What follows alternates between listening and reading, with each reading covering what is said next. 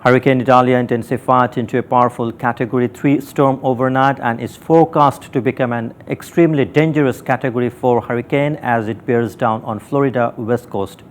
The storm was packing 120-mile-per-hour winds on Wednesday, already causing flooding in some coastal areas, and is expected to make landfall early this morning.